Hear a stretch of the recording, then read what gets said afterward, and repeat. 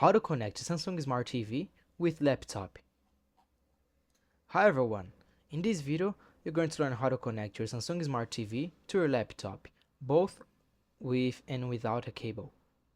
Whether you're looking to watch movies, play games, or just use the TV as a second screen, I'll walk you through everything step by step. Part 1. HDMI cable connection. First, let's start with the easiest and most reliable option, using an HDMI cable. Step 1.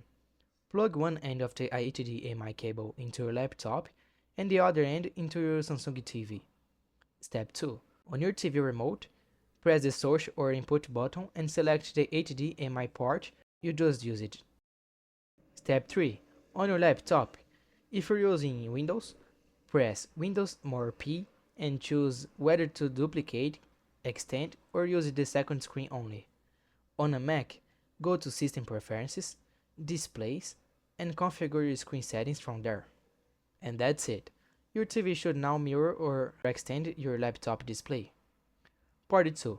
Wireless connection via screen mirroring. Now, let's go wireless. This method works if both your laptop and TV are connected to the same Wi-Fi network. Option 1. For Windows users. Step 1. On your Samsung TV, press the Home button and select Screen Mirroring or Smart View. Step 2. On your laptop, press Windows more K and select your TV from the list. Accept the connection on your TV if prompted, and your screen should appear wirelessly. Option 2. For Mac users. Step 1.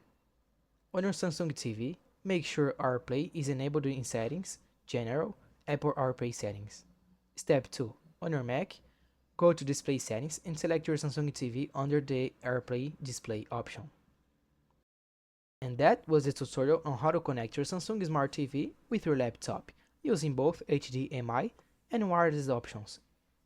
If this video helped you, make sure to leave a like and subscribe to the channel for more tips like this. Thanks for watching, and see you in the next one.